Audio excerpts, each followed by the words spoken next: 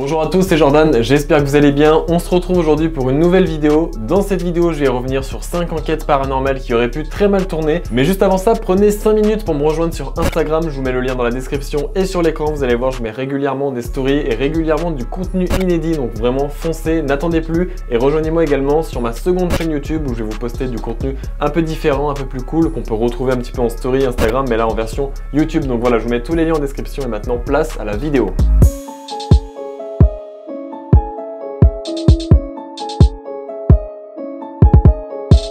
Première enquête paranormale qui aurait pu très mal tourner, c'était avec Erwan et Théo. On décide de se rendre dans un magnifique château abandonné pour réaliser du coup une enquête paranormale. Comme d'habitude, on y va avec notre matériel, caméra, K2, Spirit Box. On commence à essayer de filmer, capter des choses avec nos appareils. On essaie de voir s'il y a des entités. On essaie d'établir un premier contact. Et tout va commencer à dégénérer une fois qu'on va se rendre au sous-sol du château, un immense sous-sol. Je rappelle qu'il n'y a qu'une entrée et donc qu'une seule sortie. On descend au sous-sol et on commence à faire un petit tour un petit peu partout. Donc du coup, ça nous permet de voir qu'il n'y a personne également. Et donc retenez ça, c'est important. Et là on décide de sortir en fait du sous-sol, mais juste avant, un bruit surréaliste va se produire pour lequel on n'a aucune explication sur le moment de ce qui se passe. En tout cas ça fait bien bader. Ah bah là c'est hyper flippant. Bah là c'est ultra bad. Par contre j'ai... Oh là là par contre on va dégager les gars. Oh, alors on se casse.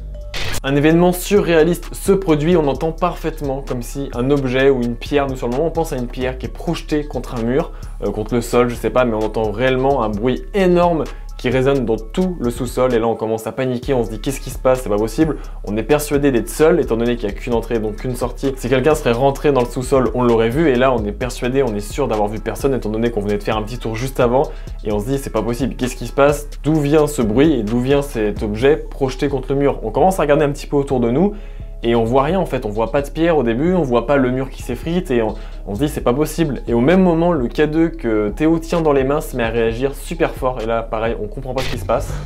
Là ça me fait un stress mais genre... Oui bah les deux bon à la croix. Et donc là, chose surréaliste, Théo sort son chapelet, il l'approche du K2 et on voit le K2 qui réagit beaucoup moins, voire presque même plus en fait. Et là on se dit mais c'est pas possible, comment juste un chapelet, un collier entre guillemets, peut faire que le K2 réagit plus quoi. Il s'excite parce que justement il y a la croix. Il y a la croix. Arrêtez-vous s'il vous plaît. Il s'est arrêté. Ouais. Pourquoi est-ce que vous nous suivez? Donc là c'est pareil, on se dit qu'est-ce qui se passe, c'est pas possible. Et là on commence un petit peu à tous paniquer, c'était nos premières enquêtes en plus et on se dit mais qu'est-ce qui se passe? On vient de vivre un phénomène de ouf qu'on n'arrive pas à expliquer, un gros bruit. Et là il y a le K2 qui pète un plomb, on n'arrive pas non plus à l'expliquer. Et on décide de vite remonter au rez-de-chaussée pour essayer de se canaliser et essayer de comprendre surtout la situation. On est à présent au rez-de-chaussée et là on essaye de discuter un petit peu de ce qui vient de se passer, on essaye de comprendre et on voit en fait surtout que Théo n'est pas bien du tout. Voilà, on en discute un petit peu et donc là on se rend compte que ça commence à devenir vraiment important et un petit peu grave entre guillemets. Et on décide rapidement de sortir des lieux et on décide tout simplement de mettre fin à cette enquête et c'est là que les choses vont commencer à devenir inquiétantes. On sort du château, donc Théo va rejoindre la voiture un petit peu avant nous, il avait un peu de mal à marcher, un peu de mal à respirer et Théo avait des problèmes de cœur également donc c'était assez compliqué et là on se dit bon là faut vraiment qu'on joue pas au con, il faut être très prudent et essayer d'anticiper les choses et nous avec Erwan on décide de vite retourner dans le château, récupérer tout notre matériel et rejoindre Théo qui était dans la voiture. On rejoint Théo dans la voiture et je dis à Théo, on commence à démarrer et je dis à Théo comment tu te sens sur une échelle de 1 à 10 au niveau de ta douleur et il me dit franchement 8. Et là je regarde Erwan et là je dis bon là franchement faut vraiment qu'on se dépêche, on direction l'hôpital le plus proche. Donc on prend la voiture, direction l'hôpital le plus proche. On commence à rouler, mais comme vous en doutez, c'est des lieux qui sont souvent perdus en pleine forêt, perdus au milieu de nulle part. Et donc l'hôpital le plus proche était à plus d'1 heure de route il me semble. Et donc là on continue à rouler, au bout de 20 minutes je dis à Théo est-ce que tu es sûr que ça va sur une échelle de 1 à 10? Il me dit franchement on approche des 10 quoi. Et là je fais bon c'est plus possible, là faut vraiment qu'on trouve une solution.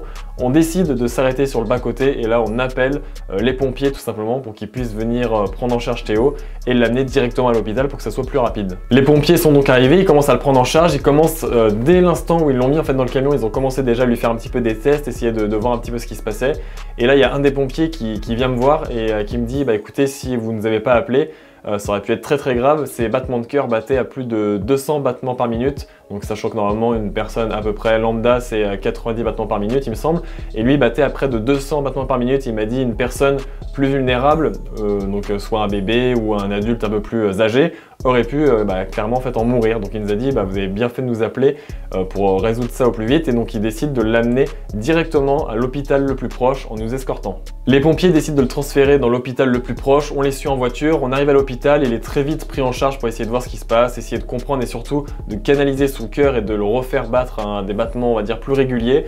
On a dû attendre vraiment longtemps avec Erwan dans la salle d'attente pour essayer de voir ce qui se passait, est-ce que tout se passait bien.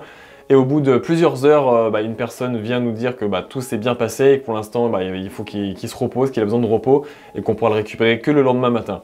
Donc voilà, première enquête paranormale qui aurait pu très mal tourner. À présent, tout se passe bien, Théo et Erwan vont très bien, je vous rassure. On va pouvoir passer à la deuxième vidéo, la deuxième enquête paranormale qui aurait pu également très mal tourner. Le sanatorium épisode 2, c'est également un tournage qui aurait pu très mal se dérouler, je vous explique tout. La période qu'on avait choisie pour ce tournage n'était pas vraiment la meilleure, étant donné que sur la même période, il y avait beaucoup de témoignages d'urbexeurs et de personnes qui allaient sur les lieux, qui témoignaient, voir des personnes faire du trafic de drogue, voir des personnes armées, avec des revolvers, avec des chiens, essayer parfois même de racketter et de menacer de mort des urbexeurs sur place. Et là on s'est dit, ouais c'est un petit peu compliqué quand même. Mais sauf que nous le tournage, on avait déjà bouclé toutes les dates, réservé les hôtels, tout ça, et on pouvait vraiment pas le décaler, c'était assez compliqué au niveau logistique de tout décaler.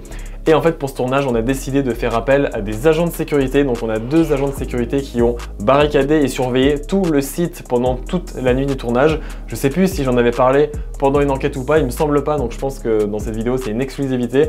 Mais voilà, dans l'épisode 2 du sanatorium, on avait 2 agents de sécu qui surveillaient les lieux pour notre sécurité et pour la sécurité de l'équipe tout simplement. Dans ce genre de lieu, vous vous en doutez, il faut toujours faire très attention sur qui on peut tomber. Nous on aurait pu très bien tomber sur ces personnes armées qui étaient venues quelques jours auparavant menacer et surtout racketter certains urbexeurs. Donc c'était vraiment important pour nous de faire appel à 2 agents de sécurité pour notre protection et pour nous protéger lors du tournage. Donc voilà, c'est une exclue, je pense vraiment ne pas en avoir parlé dans aucune enquête paranormale ou dans aucune vidéo tout simplement.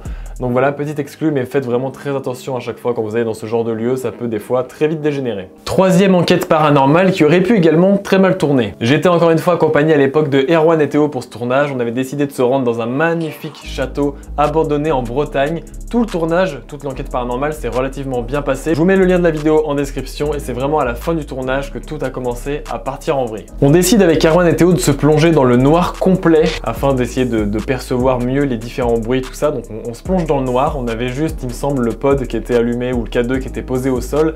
Et voilà, on était vraiment dans le noir complet, on voit pas ce qui se passe. Et on commence à entendre des bruits en fait un peu suspects. Et d'un coup, on entend un bruit énorme dans le château et on entend quelqu'un crier. Oh! Oh, il y a quelqu'un! Oh! Oh! Théo, je me rappelle, sur le moment, il m'a dit « Putain, j'ai cru qu'il y avait un démon dans le lieu qui a surgi comme ça. » Et on entend vraiment quelqu'un hurler, on se dit « Mais qu'est-ce qui se passe ?» Et là, en fait, il y a un mec lambda qui débarque dans les lieux et qui nous demande « Qu'est-ce que vous faites là ?» tout ça. Donc on lui explique qu'on est juste là pour faire un tournage, qu'on n'est pas là pour déranger, tout ça. On n'avait pas d'autorisation à l'époque sur ce lieu. Et donc voilà, il commence un petit peu à essayer de nous embrouiller, vous n'avez pas le droit d'être là, tout ça. Et au final, ça s'est plutôt bien déroulé. Il nous a juste demandé de quitter les lieux. Donc on quitte les lieux. Donc jusqu'à là, on se dit bon, tout s'est bien passé, juste une petite embrouille, tout ça. Sauf que non, ça s'arrête pas là. On monte dans la voiture et Erwan commence à rouler un petit peu et il me dit c'est bizarre, j'ai l'impression de plus avoir de direction dans les roues. Enfin, il se passe quelque chose d'étrange. Donc là on décide de s'arrêter sur le bas-côté et donc juste devant la gendarmerie en plus. On fait rapidement le tour de la voiture et là les 4 pneus sont à plat. Tout simplement ils ont soit été dégonflés ou crevés. Donc sur le moment on n'arrive pas trop à savoir s'ils sont juste crevés ou dégonflés. Et on se dit mais c'est pas possible. Et en fait la personne juste avant de venir nous interrompre dans le tournage a pris soin de dégonfler tous les pneus de la voiture pour que au cas où on serait parti en courant avec la voiture ou autre, qu'on puisse pas aller bien loin. Donc du coup voilà, on a dû appeler en pleine nuit une dépanneuse pour venir nous dépanner et au final bon il s'avère que c'était juste les pneus qui étaient dégonflés, ils n'étaient pas crevés. Mais vraiment grosse anecdote également, donc tournage qui aurait pu également mal se dérouler étant donné que la personne quand elle est venue était vraiment très agressive dans les lieux. On n'a pas compris sur le moment ce qui s'est passé, enfin on s'est dit il va falloir qu'on se défende, tout ça, qu'est-ce qui se passe, est-ce que quelqu'un essaye de venir nous agresser, est-ce que je sais pas, est-ce que c'est la police qui vient d'arriver dans les lieux.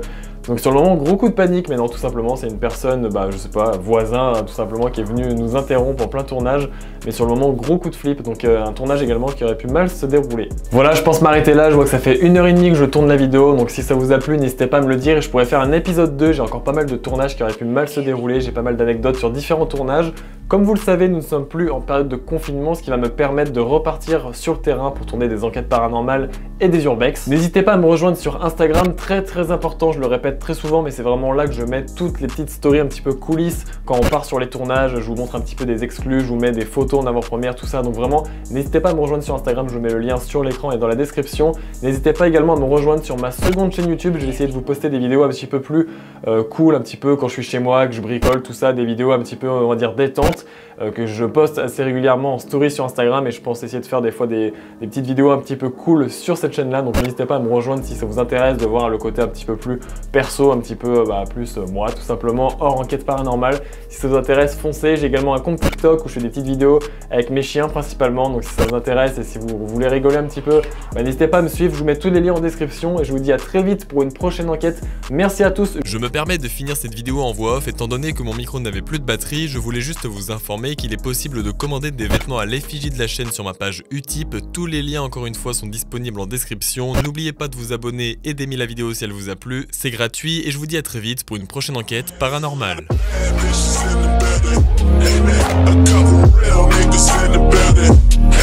I'm finna kill niggas in the building. Amen. I tell her way to fit the